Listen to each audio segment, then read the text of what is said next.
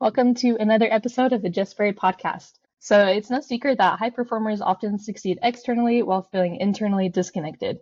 Many high performers also have a history of deep trauma, which can either become their fuel or their identity. Today's conversation with Princeton Clark explores what it means to move beyond performance and embody real power.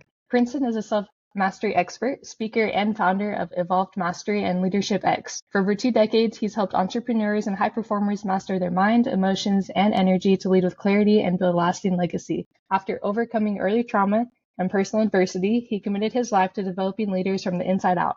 His work challenges driven men and women to move beyond performance-based identity and embody true power. Thank you for being here today, Princeton. Thank you for having me, Jess. I appreciate you. Absolutely. We recently connected at Club Scottsdale, and I heard you speak a little bit about leadership and some other topics, but I really loved the framework of the 4 zones of growth.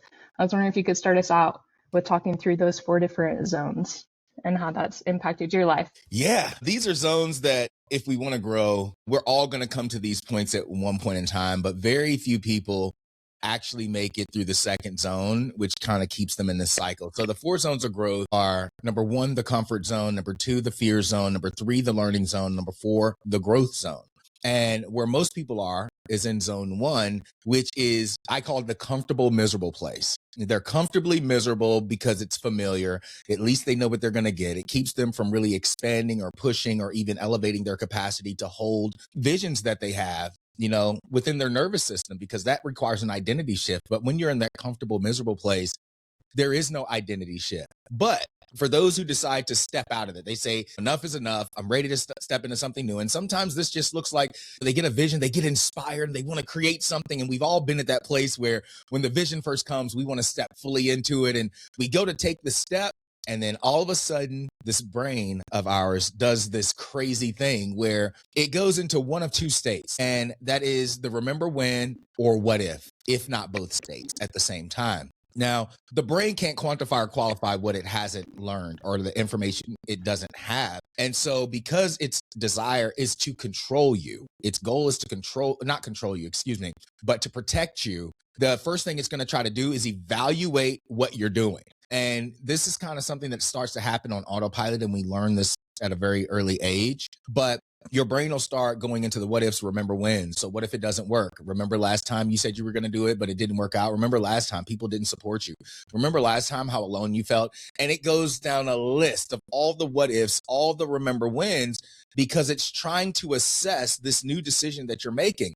But what I came to realize about the next zone, which is the fear zone, which is where all of these thoughts start to pop up, is that it's not trying to hurt you. The fear zone is actually a beautiful place to be in. And I always say fear is my best friend. Fear is just my soul letting me know I'm stepping into something new. And so anytime we go in and step into something new, it's new. And so our brain doesn't have the information. So what most people do is they take all the remember wins and all the what ifs and they create all these little bricks or post-it notes. And then they step back at it and step back and they look at it, and it becomes so overwhelming that what most people do is they return back to the comfortable, miserable place and they repeat the pattern all over again. But if you can learn to step into the fear and realize that fear is not a wall, fear is actually a doorway.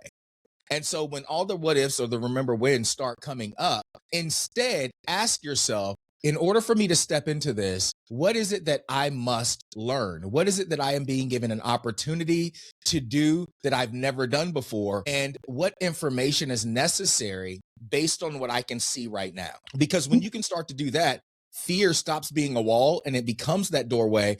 And that's when you open the door and you step through.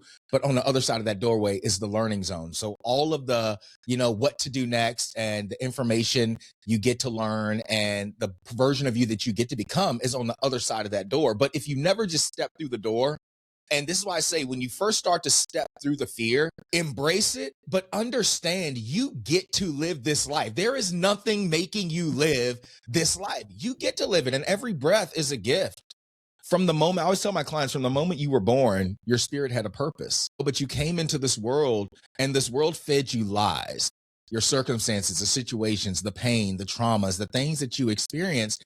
at a certain time that protected you as you got older became the walls that you hid behind. It became that the boundaries, quote unquote, that you begin to create that don't allow you to step out and be free, like that little child. We talk about reconnecting to the inner child. Well, that carries a lot of weight with it. It's not just, I always say inner child, inner spirit, it's the same thing to me. Because when a child comes into this world, I'm a father, I have 6 beautiful children, and, watching all of them grow and raising them all and seeing, how they were all different, but the same as when they were really young. When a child is born, they don't come in with fear. They don't come in worrying. They don't come in doubting. They don't come in questioning everything. Every day is an adventure to them. They get to learn something new, get to be something new. And when they look around and they see what's possible, there's no mechanism in their brain that tells them something's not possible. For instance, a child learning to walk, they look around and they see all these people. Nobody has to tell a child, hey, you can walk, right? You have the capacity to walk. They look around and they see people around them doing these things with these things that they have, and eventually they get to the point where they're like, wait a minute, like I can do that, and they're amazing mimics. So they start to pull themselves up, and they don't care how many times they fall down.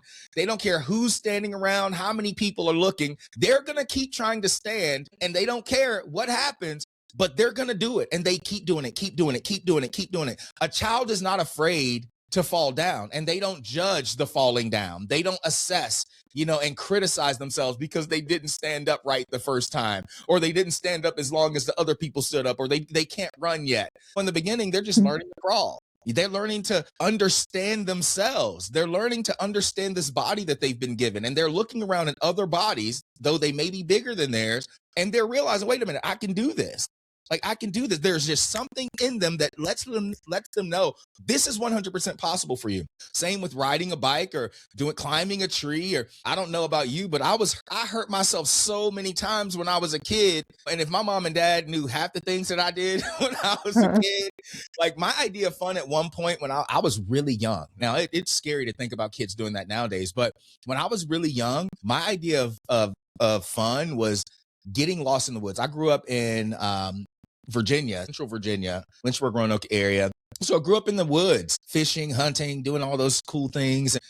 My idea of fun was getting lost in the woods and finding my way out. Because in my mind as a kid, I was like, well, if I find my way out, then I'll never get lost going that way again. And it's led me into where I am now. A lot of us get lost in the woods and we stop, or we try to go back. Well, if you just keep stopping and going back, fear zone, back to comfort zone, fear zone, back to comfort zone, you're never going to learn how to find your way out. And so this was a beautiful framework. And I realized that this was something that was with me when I was a child. And so watching my kids grow and seeing how they were just fearless, and ultimately, psychologically, between the ages of birth and 4 years old, 50% of your personality is developed. Like, really think about that. Between birth and 4 years old, 50% of your personality is developed.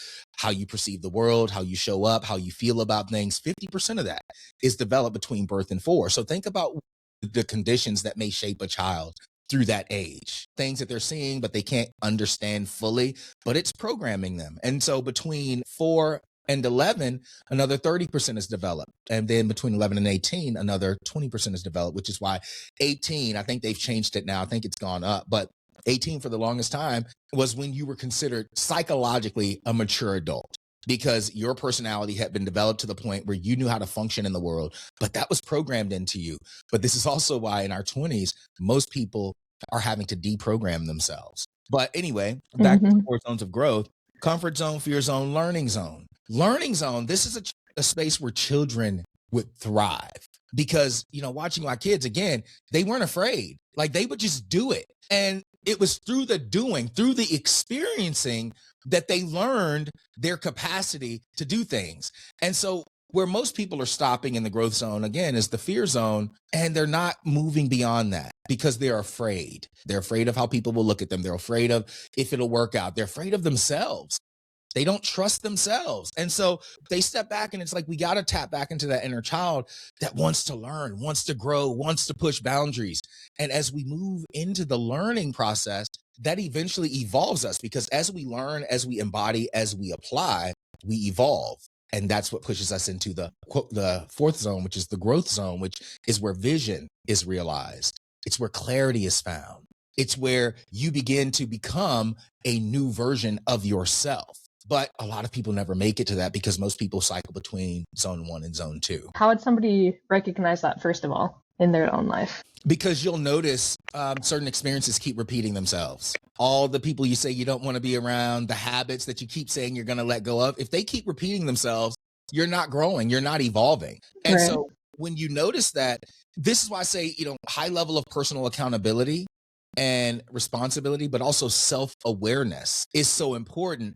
And, as a self-mastery expert, this is something that I tell people all the time, like, if you don't truly understand what you are a divine creator, you are a spiritual being having a human experience, and whatever you think creates a reality. Whatever you speak creates a reality. However you show up creates a reality. And if you are not willing to take accountability and responsibility for that, you'll always find yourself in the cycle. Because see, when you truly say, because it's very popular for people to say, I know I create my own reality.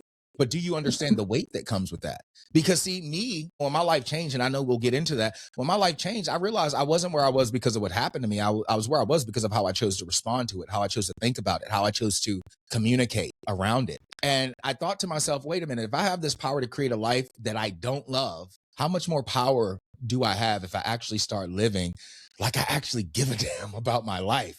Like, instead of complaining, what do I get to learn? Because, my life changed after a failed suicide attempt. But when you start noticing certain things repeat themselves, certain tests continue to come up, people always say, well, I thought I was past that. Why does this keep happening? Well, it's life mirroring to you areas that you get to grow. But a lot of times people go into the self-judgment. They criticize themselves over and over and over again, or they hide because people have told them you can't do it, you're not worthy, or people have made them feel unsafe in their own life. And a lot of times when we experience trauma, we feel very unsafe in our lives. And so when we feel very unsafe, it's also very hard for us to trust ourselves. It's just like the victims of abuse, they'll keep going back to the same type of abuser over and over and over again because it's familiar. And they believe that, okay, I can actually change the situation, or I can change this person. But because we learn to love in a way that's so different from most people. But again, noticing the patterns, noticing where you keep repeating, noticing where life has become stagnant. What are the things that are happening that don't bring you joy, that don't give you peace, that don't expand you in love, that don't inspire you? Inspiration, or to be inspired, means to be in spirit. And so what's inspiring you in your life? What's really speaking to you at a soul level? When those times when the voice comes up and it's like, you're better than this, you're capable of more. Why are you letting these things or these situations or these people keep you where you are? Step into it. We've gotten to a point where we've disconnected so much from ourselves that we don't truly know ourselves. And because we don't truly know ourselves and we don't truly trust ourselves, that small, still voice of intuition, of spirit that speaks to us every day, we ignore it. And now the noise of the world, the noise of our problems, the noise of the external has become so loud, and you have to slow down. And when you notice that you're not in alignment, when you're not flowing in a state of peace, a state of gratitude, a state of joy, a state of full awareness of self-expression, when you're not flowing in that state, pause and breathe. I like to have my clients go through box breathing, and high level clients, 6, 7, 8-figure earners, I have them go through this exercise because they're so in the work, and they use their work and their money and all the things as coping mechanisms. And a lot of them have experienced trauma, but pause and breathe, reconnect to the breath. Biblically, Jesus, whenever we see him talk about spirit, the word spirit is ruach, and it's in Aramaic. So what it means is the breath or the wind. So when we take our last breath, what do they say? They say they took, or the spirit has left the body. Or when someone dies, they say they took their last breath. Well, our spirit is our source. And so many times we rest in our shoulders and we're so tight and we don't breathe deeply and we worry and we're tense. But I have my clients slow down, reconnect to the body, breathe deeply. I'll have them do 4-count box breathing. So 4 count in, 4 count hold. But usually I'll do a 4 to 6 or 4 to 8 count exhale. And then I tell them to imagine that each breath is cleansing the body. And imagine some negative thought that you're having or negative feeling that you're having. When you breathe in, imagine that washing it out, and imagine in your mind as you exhale saying, I release this, whatever it is. I release this, whatever it is. I release this, whatever it is. And hear yourself, because if you don't call it out, it's very hard to navigate it. And so you have to be able to call it out. What is that thing that you're feeling in your body? Is it fear? Is it doubt? Is it anger? Is it rage? Mm-hmm. Is it unforgiveness? What is it?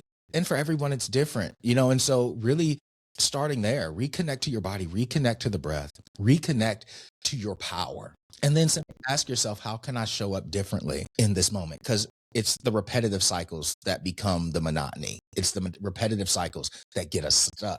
But the way that we move beyond that is to take responsibility for the fact that we are creating this reality. It's happening because this is how I'm showing up. Mm-hmm. I think it's so easy to outsource our power to what other people think, their opinions, our achievements, successes, even things like that. But as you're saying, it's important when we're in the midst of that chaos to slow down, to reconnect with our bodies, to be aware of the stories that we're telling ourselves that are manifesting in the external world. And then I think also having that moment of declaration and being like, okay, I'm done with this and I'm declaring this is my new reality. This is who I am. And then acting as if that is true. Because I think it takes time, but your actions are very powerful as well. So even if you don't believe it right in that moment, just start acting as if you already are that person, and your reality will start to shift around you. I want to dive a little bit more into your background because I know you wouldn't have all of this knowledge and information if you didn't have a lot of life experience as well. So what were some of those adversities that you walked through that helped shape who you are now? Okay, so brief synopsis, because it's Yeah. a long story. Growing up, I grew up, both my parents were in my household. So old school family values, conservative values, but I grew up in a different time and I didn't understand it as a kid. I was abused mentally, physically, verbally, and emotionally as a child, but back then they called it tough love. I was also molested between the ages of 9 and 11 by a distant cousin. But my dad and I, that's a whole nother story around healing, because my dad didn't have a dad growing up.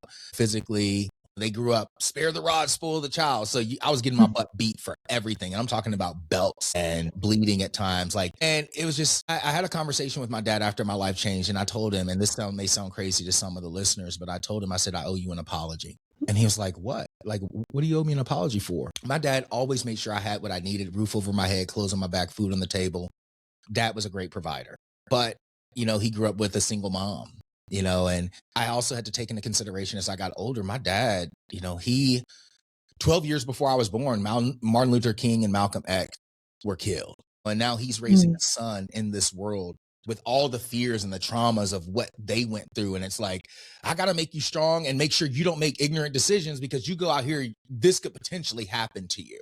And so a lot of that discipline came from fear that he was holding, trauma that he had experienced. I remember the KKK marching through the town that I grew up in when I was really little, like 4 or 5 years old. It was wild. But anyway, I told him, I was like, I owe you an apology, because all my life I've judged you for how you showed up as a father, but I didn't take into account that you didn't have one. And I was like 24 at this time when we had this conversation. But rewinding, so abuse, molestation, struggle with deep depression. I was on medication for ADD, ADHD from the time I was in first grade until about 8th grade, when I stopped taking it because I realized I didn't have a problem. I actually had a gift. But it was years later. It took years later for me to learn what that really meant and how to use it. But I struggled with deep depression throughout high school because I didn't really realize that what had happened to me was wrong until I was about 16 years old. And I was at my grandmother's house watching the old talk show, Phil Donahue talk show. I was doing homework and she had it on, and I was just kind of sitting in the chair next to the TV, and it was on victims of domestic violence and abuse. And there was a young guy on there in his 20s at the time, and he was sharing his story, and it was almost identical to mine. And I remember my face got hot, my ears got hot. And for the first time in my life, I remember that's the first time I felt rage, but it had nowhere to go, because who was I going to talk to about my family? The only people I was really close to was my family. And when you realize that your family has been wrong, and it's people close to you that these things have happened at the hands of, it's like, so anyway, I ended up carrying that through high school. I was a tremendous athlete, could have went D1 track or football, and ended up, the depression, my grades dropped, and I barely ended up graduating high school. I ended up selling drugs, on drugs. I was an alcoholic before I turned 21. I used to drink so much I had bleeding ulcers. But I got married at the age of 21 to my oldest kid's mom, thinking I want to give my kids and my family the love I never received. Not realizing I didn't even really know what that looked like. I just knew I wanted to give it to them. My first marriage, it was a huge trauma bond because her father committed suicide when she was 11. And we were the only two people that we could ever really talk it all the way out with. And so we connected based on the pain and the trauma and nobody else understanding, right? And so after getting married, anyone who's in a relationship knows that a relationship will mirror you to you more greatly than any other relationship in your life. But everything just kind of came to a head.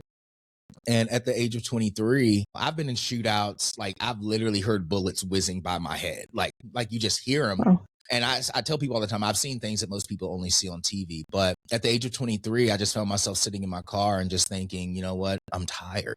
I'm so tired. I'm tired of wearing a mask. I learned to wear a mask really early. I was the person that can make everybody laugh, but then cry myself to sleep every night. And nobody ever saw it. And it got to this point where I just felt like a failure as a father, a failure as a partner. Like I was just tired of being where I was. And I was so hard on myself because in the streets I was strong, but at home I felt weak. And so I was overcompensating with the bravado and all the different things. And sitting in my car that night, I just took my gun out of the seat and I just remember it just felt like this peace came over me. Like finally I can rest. And I just took a deep breath and I put the gun to my head and I pulled the trigger. And it misfired. And I always tell people, even though that literal bullet didn't fire, a conscious one did. And that's when I had that epiphany that I don't know how long I sat in my car that night, but I do know that this epiphany is what changed the trajectory of my life. And it was what I shared earlier, that I wasn't where I was because of what happened to me. I was where I was because of how I chose to respond to it.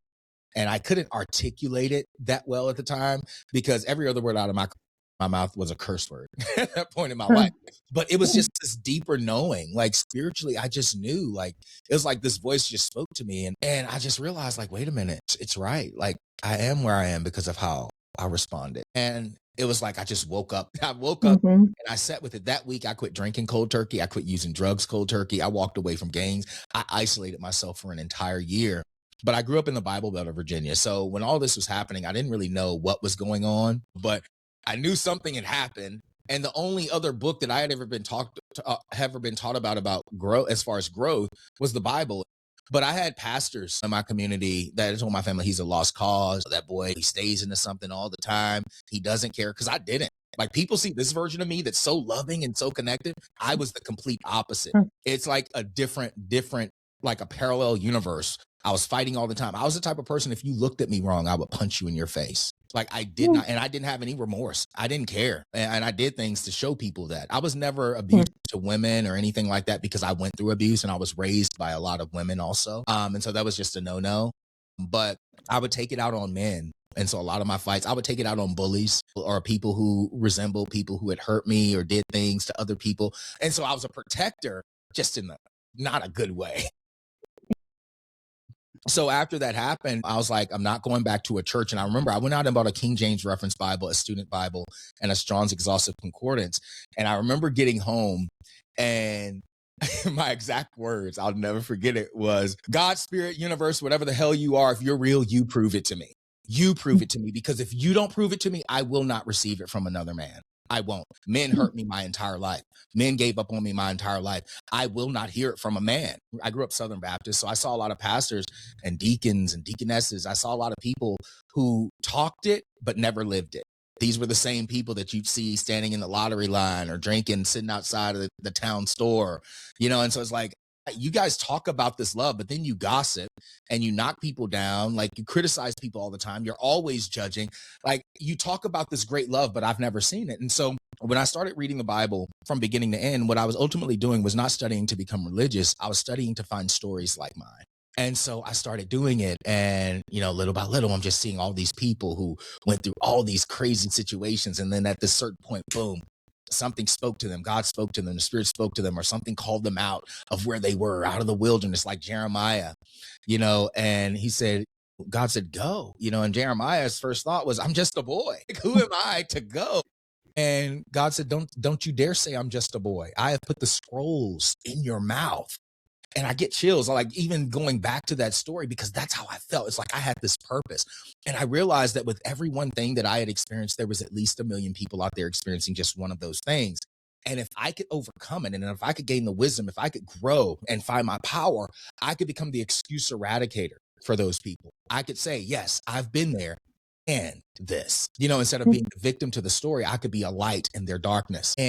But what really changed the trajectory in a massive way was, getting to the New Testament. And this will always say Jesus is my avatar, but getting into the New Testament where Jesus, he's done all these things and all he taught was love and owning your power. The kingdom is within, the kingdom is within, the kingdom is like he taught us to return to the power that is within us. But, you find that you get to this point where this same man is being beat beyond recognition in the worst way possible, nailed to a cross to this wood. And as he's hanging up there, after going through all this torture, he looks out over the people and he says, "Forgive them, for they know not what they do." And I remember when I read that, I said, I broke down and I just started crying. And I said, teach me to love like that, because if I can't love like that, I don't want to live. And from then on, I just started saying, love is my religion. Love is my religion. And I ended up going back to school, got a bachelor's in biblical studies and Eastern religion, and then became a pastor. But in studying the original languages, I realized that so much is taught completely wrong.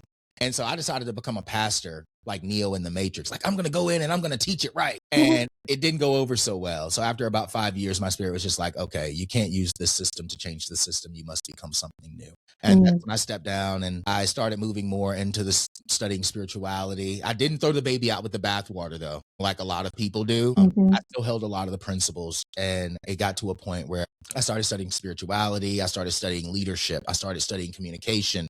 And ended up working with people eventually like Les Brown, Zig Ziglar, Dr. Wayne Dyer. And it just became this hunger. But then it was when I connected to Tony Robbins. And this is probably around age 20, I want to say 27. And I saw what I could do. I saw how I could do the same thing that I wanted to do and build a business out of it. But I had already reached a point where I was so emotionally regulated that I didn't feel the pressure that a lot of people feel when stepping into something new. Everything in my life, the moment that gun misfired, every breath that I breathed was a moment of growth. It was a moment of growth. And I just gave myself completely to it. And I saw how much I evolved, and I was outgrowing everybody around me because I was so surrendered to being that love, to being that version of me, to operating and creating the life that my vision, my spirit showed me was possible. I had an intense level of faith, and I operated with an intense level of faith. And so the rest, they say, is history. Thank you so much for sharing all of that. How did you shift into honoring your trauma instead of identifying with it? Well, it started with addressing the molestation. That was probably one of the biggest. It's like I jumped past all the other stuff and went to one of the biggest things. Like, I would test myself because, again, love became my religion. And so anytime I felt challenged, anytime I felt like I was questioning myself, or like I was really dealing with something, or I was feeling myself being pulled into the blame game or the victim space, I would ask myself, how is this teaching me to love? How is this teaching me to create more joy in my life? How is this teaching me to create more peace in my life? Is holding this helping me, or is it holding me back? Is it hurting me? And again, this is why that radical honesty and radical accountability is so important. And I wanted it so bad that I was just like, you know what? I just got to do the work. If it doesn't bring the fruit of the spirit, love, joy, peace, meekness, temperance, long suffering, self-control was the biggest one. Self-control is a fruit of the spirit. So it's like, wait a minute. If I am a spiritual being, these are the fruits that identify me in my highest state. Then if these things can control me, ultimately it's taking me out of spirit. It's taking me out of my power. And for me, I was like, I'm never giving anything or anyone the power to make me shrink again. So love being the thing that encapsulated me, love your neighbor as yourself. It's great to say, but how many people actually truly love themselves or live like they love themselves? For me, I always say Jesus only gave the 2 commandments. Love God with all your heart, mind, body, and soul, which is everything, all places at all times, in time, out of time, like all things. And he said the second one is like it, love your neighbor as yourself, for there is no greater love than the love of one who's willing to give of himself for those that he loves. And so I recognize that if I truly wanted to love people, I had to first truly learn how to love myself. And see, this is where self-mastery begins. It begins with self-love, but a lot of people get lost in the modalities. I gave myself to the actions. Like, I don't need to keep regurgitating what I went through. I don't need to keep talking about the story. Is it bringing more love into my life by me thinking about this, by me being here? Did it happen? Yes, it did. Is it happening now? No, it's not. It's not. This moment, from the moment that gun misfired, as I said again, every moment was a gift to me. And I said, I will, from this moment on, I won't make an excuse. I won't talk negative. I'm not going to let situations or circumstances control me. I'm going to live my life. And I made that a decree. And so most people, and I always tell people, don't use my journey as a blueprint, or don't judge your journey because of my journey. We all walk different paths. And how I processed, I went through this huge shift at one time. Sometimes people shift slower, and that's okay. But I'm just here to guide people back to themselves, and realize that, listen, you are not your story. And in any given time, you can change it. But you have to be willing to let it go. Because like you said in the beginning of the podcast, a lot of people hold on to it and it becomes their identity. And it's like, that's not who you are. And this is the thing about me is Princeton to me is just an idea. My mom has an idea of Princeton. You have an idea of Princeton. The world has an idea of Princeton. My dad, my family, everybody that's ever encountered me or spent time with me. Everybody has an idea of me, but I always say Princeton is who I say Princeton is going to be. The I amness of my being, the spirit. This is just a vessel. It's nothing. It's going back to the dirt one day. This is going to be what I say it's going to be. If I say it's powerful, it's going to be powerful. I don't care what people think. I don't care what the circumstances look like. If it makes me feel like less than what I have the capacity to be, what I've learned to be, I'm not going to be less than that. And so I just took massive ownership over that, and it's hard only when you haven't learned how to love yourself, like truly love yourself, to realize that there is and never will be another you. You are an original blueprint. And within you, you have come to bring something so special to the world. And with every one thing you've experienced or been given the opportunity to learn or grow through, not go through, but grow through, there's purpose in that. I talk to high-level clients all the time and they say, I'm just struggling to find purpose. And I'm always working to this next thing or this next thing, because they're seeking purpose. And they always ask, like, how do I find purpose? And I say, purpose is simple. Purpose is rooted in service. Service is rooted in love. If you want to find your purpose, first and foremost, you must learn to love yourself. You must learn to let go of what doesn't serve you. And I always have this mantra: if it doesn't serve you, it doesn't deserve you. If it's not in the flow, let it go. If it's not moving me higher, expanding me and opening me up to new opportunities, or, moving me in more confidence, creating that peace, that love, that joy, that self-control, that meekness. If it's not doing those things, it doesn't serve me and it doesn't deserve me. It's not in the flow, so I let it go. But when you can learn to love yourself and really show up every day like your life is a gift, what's going to begin to happen is you're going to start to see that you get to share that gift with other people. So you find ways to serve those people. So with every one thing that you grow through, there's at least 1 million people out there struggling with just one of those things. Now, regardless of what industry you're in, whether you want to be a speaker, a coach, or maybe be an innovator in a specific industry or space, I always say those things, business is just a doorway into lives of people that you would have never met. It's never about the business. It's always about the connection. It's always about the gifts and the story that you get to take into these different spaces. And when you go into each space, showing up fully as yourself, showing up loving, showing up with joy, bringing peace, bringing gratitude, bringing the full expression of yourself into those spaces, naturally people are going to come to you. They're going to inquire of you. Why are you so different? And it's there that you get to serve them. You get to love them. You get to help them remember what they are, how powerful they are. I had someone ask me, why did you choose speaking, coaching, and doing all those things as your profession? And I said, I didn't choose speaking or coaching or any of that as my profession. I chose loving people as my profession. Speaking is just one way that I do it. Coaching is one way that I do it. Speaking at events and doing podcasts, writing books, or any other gift, photography, videography, graphic design. I've done so many different things, but each one of those are just doorways in which I get to love people. I love how you frame that. I think a lot of us have so many gifts, and it's easy to just kind of like get overwhelmed by them sometimes. Your gifts make room for you. It didn't say your business is going to make room for you. Your gifts make room for you. But so if you don't use your gifts, this is the thing. And I want to address this really quick, because I know that a lot of people, like you said, get stuck in the space where it's like they have so many gifts as they become more aware and they start doing the work, and there's so many things that they're passionate about. There's this YouTube video, and it's on being a multi-potentialite. You have all these different gifts, and the world tells you can only pick one. Why you got to do this, and you got to do all these, like you're always doing something different. So I'm a divine creator. I'm created to do different things. Who says I have to live in a box to measure up to what you're afraid to be? Like, I'm not going to do that. Like, I'm not going to shrink because it makes you feel uncomfortable. Like, I'm going to do it. But the thing is, this is where we got to have discipline. Like, because we do live in a world that costs money to live in, unless we're going to go off grid or something like that and live in a van and have a community or whatever, like, cool. But that's going to cost money to prepare for that at the same time. And so I always say the more you operate in your gifts, the more you're going to meet different people, because gifts, just like your business, they're just doorways. That's all they are. And we've gotten so focused on how do I do this to get to this point, instead of if I do this, what journey will it take me on and what version of myself will I get to meet?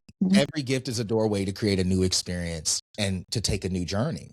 And all of the journeys, you were given those gifts to follow the paths. You want to create intention around it, and you want to be able to speak life over it. As I go into this, lead me into the path of people, situations, and circumstances that are going to prosper me in my life.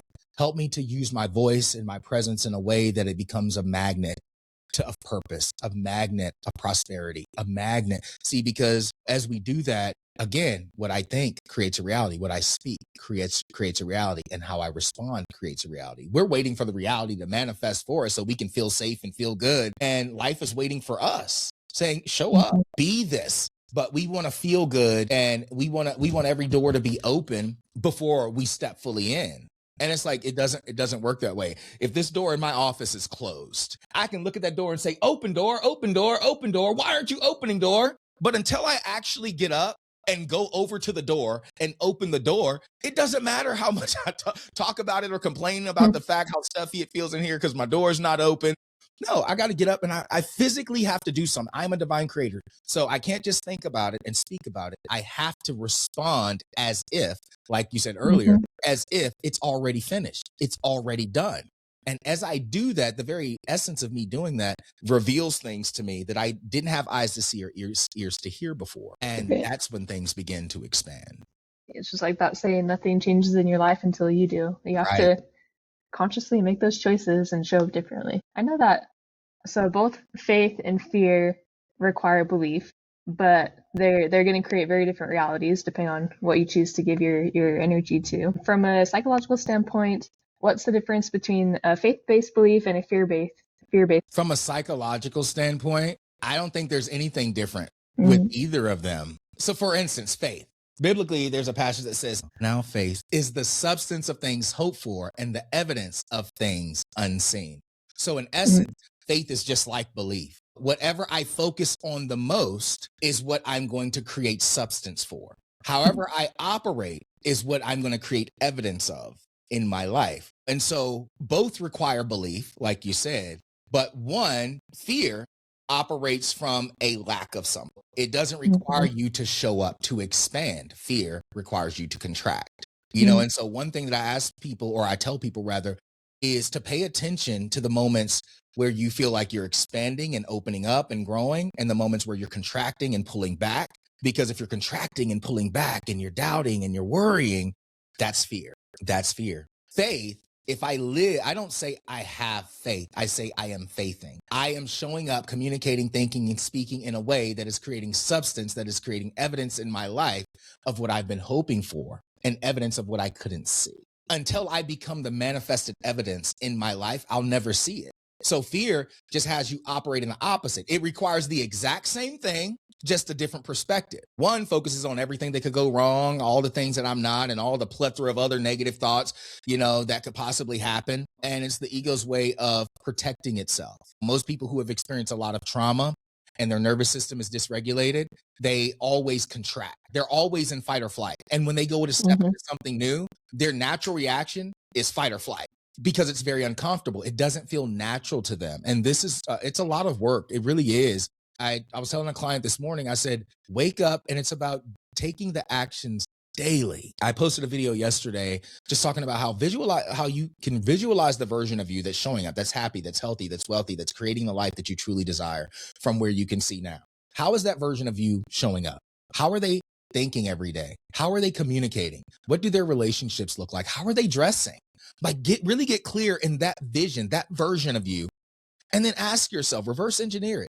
How is that version of you showing up? And how are you showing up now? And how can I bring how they're showing up into my now? Because I always say there's no such thing as the past. There's no such thing as the future. There's only ever now. I'm only ever alive. And how I show up in my state of aliveness creates the next moment, which becomes the next moment, which becomes the next moment. We're living moment to moment, but it's always now. So if I can see a future possibility, then all I have to do is bring aspects that are possible, of course, into my now moment. If I notice that that version of me wakes up every day and what they do is they journal, they show gratitude, they meditate, they pray in the morning, then it's not rocket science. I need to show up that way now. I need to discipline myself through consistency, because there will be some days where you do it, some days when you don't in the beginning. Same way was for me, but it becomes a discipline. It's a reason why we call these things practices. No person ever becomes great at something by doing it. Doing it lackadaisically. You become great because you consistently do it. And this is where having people around you that can support you in that, have accountability partners, other people who are on the journey, hey, let me know, like, I'm in this space, I'm working on this right now. And you got to be vulnerable. I'm struggling with this. And so this is something that I'm really working to bring into my reality. And I would love it, even if you just, sent me a daily text or just call me, even if it's just for 5 minutes and say, hey, have you done this today? Just checking up on you. To judge, or hey, you haven't done it, have you? You didn't do it? No. Hey, just checking up on you. Just a loving reminder. I know you're working to build this right now and working to get here. And I just wanted to check in on you and see how you were doing that today. And if you haven't done it, it's okay. It's okay not to be okay sometimes. But do you have about 5 to 10 minutes that you can give to yourself right now? It's that loving accountability. And I feel like that's a lot of what's missing in the coaching and leadership space now, is that people don't know how to challenge people, but yet come back and then hold them and push them and understand where they are. I see that a lot in martial arts. I do a lot of jiu-jitsu and Muay Thai, and when you're teaching somebody new, like, you need to create the conditions for them to be able to grow that confidence a little bit at a time by making them uncomfortable learning something new, but you can't overwhelm them with like a 12-piece combo on their first day. It's just not going to work. So yeah, same thing for any space where you're helping somebody else with anything, mindset, physical characteristic or not. Like, got to create those conditions that bring a true success a little bit at a time. And a lot of high performers or high achievers are performing strength rather than really embodying their power. How can somebody tell the difference in their body? From the high performer's perspective? Yeah, how can somebody know whether they're just performing confidence or if they're actually embodying their power? Well, when you start embodying your power, it comes with a different level of confidence. There's no imposter syndrome. You're not questioning how you show up. You show up as yourself and you're unapologetic about it. You're not questioning yourself all the time. You don't find yourself posturing. I'm not here to be a copy of a copy. I'm not here to be like anyone else. I'm here to be like me. And when I walk into a space, to embody the wisdom that I've been given means that I show up in that wisdom powerfully. When I show up in a space, I'm not trying to measure up. You've heard me speak. When I show up, I'm in the bigness of my energy, not because I believe I'm better than anyone, so I don't have to perform for anyone, not because I feel like I just know more than everybody in the room, but because I believe that to show up that way inspires others to believe that they can show up that way unapologetically. My journey has been my journey. Your journey is your journey. I choose to believe that I am one of the most powerful creators in this world because I am consciously the extension of God, source itself. And you are too. The only difference is I operate like I am. And I don't need people to validate me, because for most of my life, a lot of my pain came from seeking validation. See, when you're masking and hiding yourself, it's a form of seeking validation. But when you're showing up like a victim and you're constantly telling the victim story, you're seeking validation. You're seeking to be seen as that version of you. But when you're showing up in your power, when you understand truly that you are a divine creator, what you think, what you speak, and how you respond creates a reality, then you begin to question everything. You go into a space not asking, how do I need to show up? You go into a space asking, how can I show up in the most powerful version of myself to serve? How can I allow myself to be so vulnerable that someone else may see me, even if it doesn't connect with everybody? One person may see me and recognize something that my spirit mirrors to theirs that they know is true. I have people come to me all the time after they hear me speak or go through a workshop or whatever, and they're like, I feel like you were just speaking to my soul. And I always say, I tell people, don't put me on a pedestal. Do not put me on a pedestal. The only thing that makes me different from you is the fact that I made different decisions than most people make. I dedicated my life to understanding and embodying the truth that I am a creator. I'm a powerful creator. And if that mirrored something to you, understand that all that was a soul recognition. You were seeing a part of you that your soul knows is true, and it called you forward, and it felt safe, even without understanding why it felt so safe, like why you felt so connected to it. You felt a power that you have too. And so that's where I challenged them. Like, where's an area where you've been giving away your power, where you've been making excuses, where you've been doubting yourself? How is that serving you?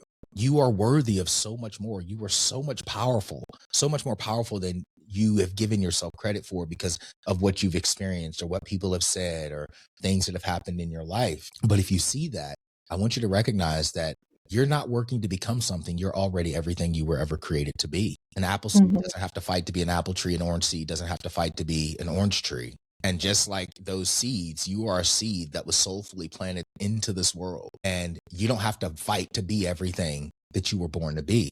But your gifts reveal those things to you. Different connections reveal those things. It's like aha moments or the God winks. It's revealing to you.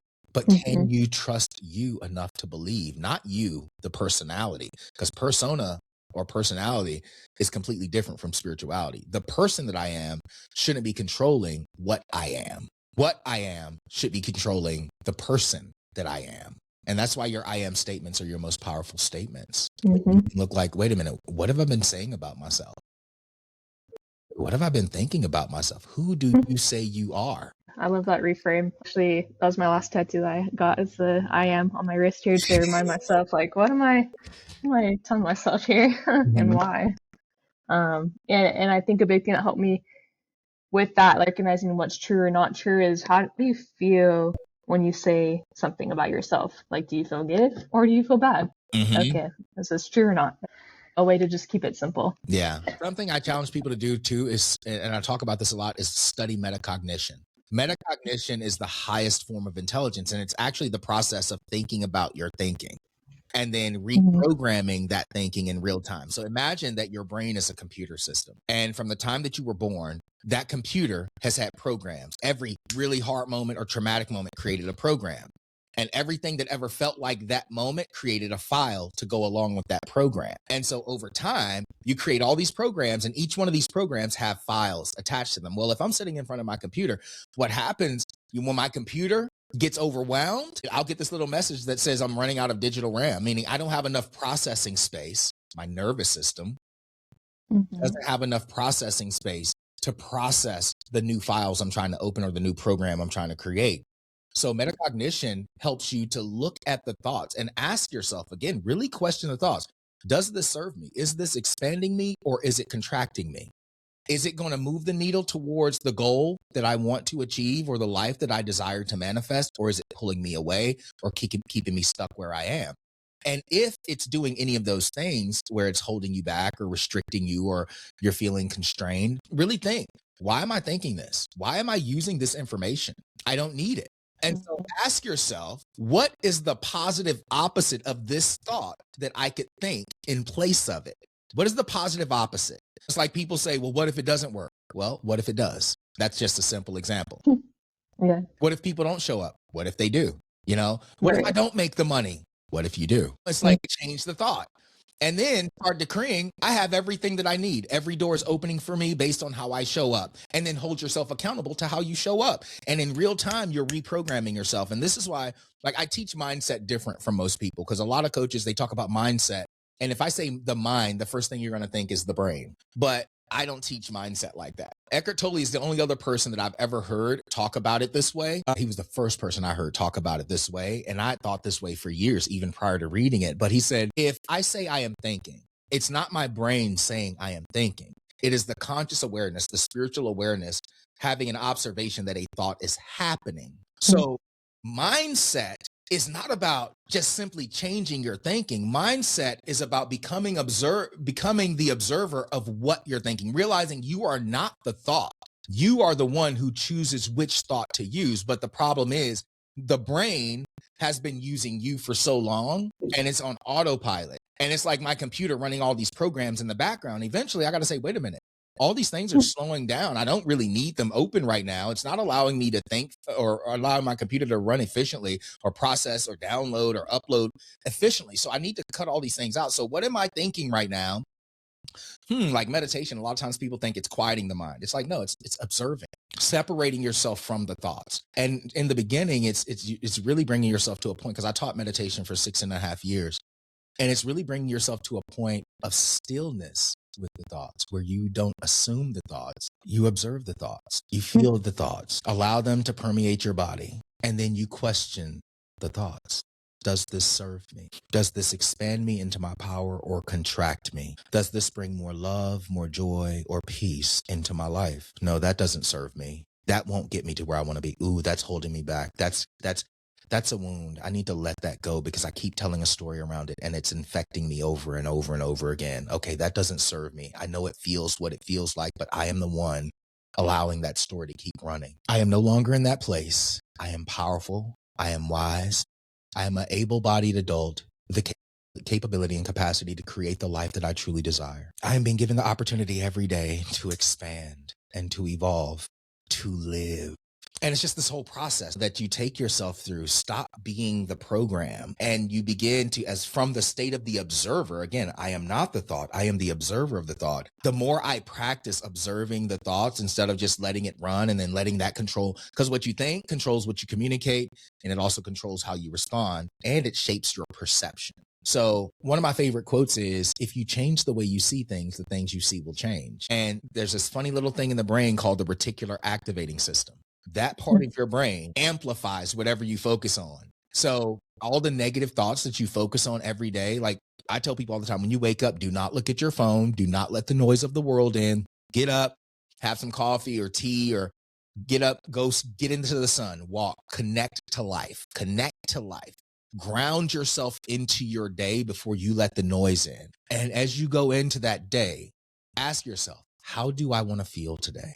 How can I create more joy in my life today? How can I create more peace? I always use the fruit of the spirit, those things, love, joy, peace, self-control, and all those things. I use those as my measuring stick. You know, you'll know a tree by the fruit that it bears. That's my measuring stick. I don't care what situation I'm in. And so it's like, I go out and I was like, how can I, I look at the day and I look at the different things that I could potentially do: podcast, create content, potentially reach out to new particular clients, just a plethora of different things, even with things like going to the gym, and I ask myself, how can I take these things into these areas of my life? How can I show up present with these things in my life? Not stress, not hustle, not grind, but presence. How can I do that? And when you make it a practice, it feels unstable in the beginning, because it goes against all of your programming to be that way. And your nervous system is governed by the identity, the way you see yourself, how you think, how you show up, how you perceive the world. That's what governs the capacity of your nervous system. And this is why a lot of high performers burn out. It's not because they're just hustling and grinding. It's because high performers are constantly reaching for that next thing, or they're always developing a new vision. And what happens is your vision gets so big, but your identity hasn't leveled up to match the vision yet. So everything feels like overwhelmed, because your nervous system is here, but your vision is here. And what I tell people is, stop trying to rush into the big thing. There's this philosophy in Asian culture, I think it's Chinese, it's called Kaizen, Kaizen steps. And it's all about taking the little incremental steps to get to the big vision. But a lot of high achievers are always in the big vision, always talking about the big vision. I say, bring it back, get present. What does the big vision require of you today?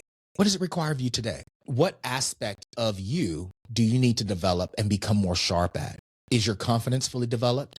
Do you feel safe in the spaces that you're entering into right now? Are you expanding? What's one new piece of information that you can learn today and apply it today? It's about embodiment. The more I embody new information that's moving the needle towards where I want to go, the more my nervous system begins to regulate and elevate based on the identity of what I am developing and how I am developing. But we live in this information culture where a lot of people have information overload. They're learning. It's always this thing and that thing. And it's like, you will never master you as long as you're jumping from one thing, because information will never equate to transformation. You will never embody something you don't live. So instead of, like, when I got started, I'm so glad I didn't have social media. And so for anyone out there you've been feeling overwhelmed, you're developing a business, or you want to have impact and you're trying to use social media. I actually empathize with you because for me, I didn't have that noise. When I got started you couldn't even get on Facebook unless you were a college student. And so every day, like I would sometimes read 5 to 15 hours a day. I would go to Barnes and Noble. When I realized you could go to Barnes and Noble and read for free, like I would read 5 to 15 hours a day, but I would take notes. And then I would go back through my notes and ask myself, what can I apply today? What can I exercise today based on what I learned? And then that might be my focus for that whole day, for that whole week, maybe for the whole month. And then I would just implement it in different ways. I would find different ways to implement it. And so nowadays, people act like the information age is such a gift. We have access to so much information. That is not a gift. It is not a gift because it's like people have become constipated with information. And now they're just it actually creates more. The more you learn without applying, the more confusion it creates. The harder it is to gain clarity because you have everybody talking in your head. If you want to get here, do this. If you want to do this, if you need this tip, this trick, this idea, you want to grow here. And so you're constantly, oh, I can do that. I can do that. I can do that. I can do that. I can do that. And you're showing up every single day and you're so overwhelmed because you have so much information moving around. And now you're judging yourself because you don't know what to do. And it's like, something's wrong with me. And it's like, no, nothing's wrong with you. You've just consumed too much information. And your nervous system hasn't even learned how to balance itself out yet. What's the one thing you really need right now? Peace. Just want to be fulfilled right now. All right. What's that thing you really love right now? And do that. What's one thing in that area of something that you love that you can be better at that's also going to make you better? Focus on that one thing today. Focus on that one thing today. What's one person or who is one person that you've connected to that you have great conversations with? Reach out to that person today. Have a conversation. Be human. Try that. Stop trying to be a robot. Stop. It's like I tell people all the time, growth is not complicated. It is not complicated. It's letting go of all the BS and all the stories and all the information that we've attached ourselves to and given our identity to. And so now we're fragmented because every identity is like, well, I can be this version. I can be this version. I can be this version. I can be this version. I can do this. I can do this. I can do this. Now you've fragmented yourself and you have so much information flowing through you. So you don't know who you are. You don't know what you are.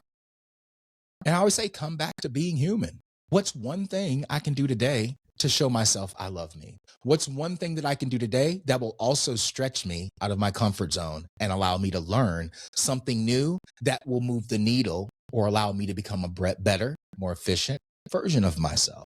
And just focus on that. Stop complicating it. Stop letting all these quote unquote gurus drive you into hustle, disconnecting you from yourself because they're all in their heads. None of them are connected to their heart. Everybody's a coach and a mentor now, but they haven't even truly mastered themselves. And I say it's a very dangerous space that we're living in right now. It's no longer about truly connecting to people and truly leading them back to themselves. No, they're leading them to the next thing and the next thing and the next thing and the next thing, monetizing off of their pain and their lack of knowledge.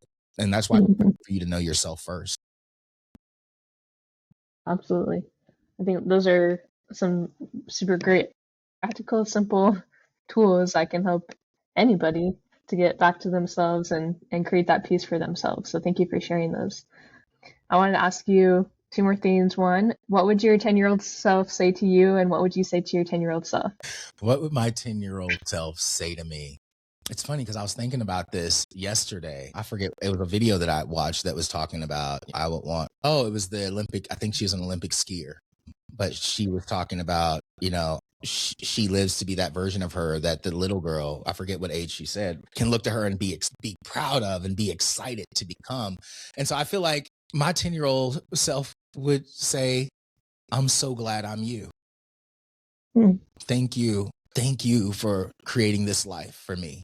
Thank you for showing me that I'm powerful. Thank you for showing me that I'm good enough. But I also feel like he would say, don't stop. Let me lead more. If I'm being 100% honest, let me lead more. Let me have more fun. Because you've worked so hard, but I want to play more, because I'm always serving other people. So I'm being vulnerable and I'm being honest. I feel like that's something that he would say to me right now in this moment. Let me meet some of the people that you're connecting with, because you're always trying to help everybody else. Let me meet them. Let me laugh with them. Let me joke with them. Let me love on them. Like, let me, it's like let inner child out. And so, yeah, that's what I think he would say. I love that. What would you say to him? I would say, I apologize and I hear you. Because I think Wow. it's very easy to look back and you work so hard to grow, to not be that former version of you. And I want to give this to those listening. It's very easy to move and move and move and constantly be in this state of growth. But if you can't pause and acknowledge and celebrate the wins along the way and just be freaking human, you're doing yourself a disservice. Like, it's not about the growth is going to happen automatically if you just love yourself. That's why the self-love portion and the accountability, and the self-control is so important. It's like, just show up every day like every day is a gift. If I show up like a little child every single day, and you've met me, like I'm gonna be inspirational. I'm gonna be exciting. I'm gonna be open. I'm gonna be powerful. But I realized for me, I just been in that space where, again, I'm just serving people all the time. But people who know me and hang out with me, like, I'm a clown. I love joking around. I love having the deeper conversations. Like, I want to know, let's go deep. Like, what do you love? When you see kids go to a playground and they're in a park, you don't see little kids like, I don't want to play with them. They're not fun. Like, my little 5-year-old, Kamaya, she goes to a park and she's like, hi, what's your name? Even if it's something she's never done, I'll do it. Like, she's not holding back. And it's like we've lost that as adults, because everybody's these boring ass adults nowadays. Let's get back to having fun again and making life the gift that it is. Mm-hmm. Tell us a little bit more about Evolved Mastery and Leadership X, and then where they can go to connect with you further. Okay, awesome. Evolved Mastery, I rebranded to that in 2018. It was Princeton Clark coaching for like the longest time. And I felt like I had reached this pinnacle of growth, and I just kind of outgrown it being about my name. I don't want it to be about me, so I had to ask myself, if I'm looking at it from a brand perspective, like what has my life represented, and what is the ultimate message that I'm trying to lead people to for themselves. And the way that it came to me, so my brand, Evolved Mastery, is all about evolving through self-mastery. But the colors are black, gold, or black, white, and gold. And so what that means is, what it represents is the darkness that you traverse to find the light within yourself, to turn what was once dark into pure gold, alchemy. And so it's about embodiment and transformation, taking what once was heavy and dark and turning it into something that was light and brings value to the world. And so I built that out, and there's this framework, and I'm bringing it back out now. I'm getting ready to relaunch it, but it's called REAL. It's the real identity structure. So REAL stands for reclaim, embody, align, and lead. And so self-mastery, that's what it leads you to do. It calls you to reclaim your power, reclaim the identity of being a divine creator, reclaim the responsibility that comes with that, and then embody the wisdom that you're being given the opportunity to learn every day. Embody the lessons and the opportunities and the gifts that you've been given, so that you can align with yourself completely from the inside out, not from the outside in, and begin to lead your life from a state of love and power and flow and connection. And that's where Evolve Mastery has kind of brought me to now. And so I'm reawakening, but I'm bringing REAL under the Leadership X platform now, because I see with Leadership X, self-mastery was kind of like the beginning. So self-mastery is all about aligning mind, body, and soul, so that you become one within yourself instead of a fragmented version of yourself. It brings you back into a centered state. And what happens is, once people start saying, okay, I understand my power now.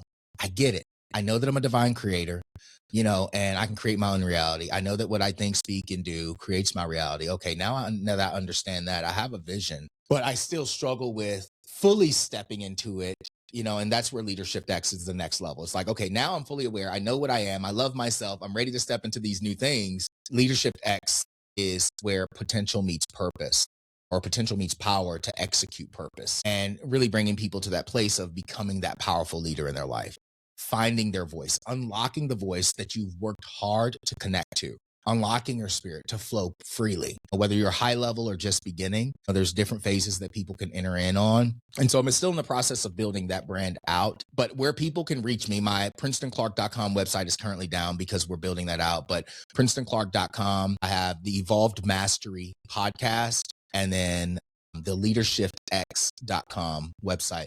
But if you just want to reach out to me and connect to me directly, just go to Princeton Clark on Instagram. You can also Google me. My name is built-in SEO. So you can Google my name and you can find podcasts and interviews that I've been on, the whole nine. Awesome. Well, thank you so much for your time. It's been a big blessing to be able to talk to you today and hear more about your perspective and your experience. And so thank you very much for being here. Thank you for having me. I hope you have a great rest of your day. I hope your listeners enjoy the podcast. I hope that you're taking notes for those listening, because Princeton definitely has a lot of truth that he speaks wherever he goes and really embodies that as well. And I think that's a big differentiating factor with you, is that you do embody what you talk about. So thank you. Thank you. You're welcome. All right, everybody, we will see you on the next episode. Remember that you are worthy, you're loved, you're capable, and deserving of all good things.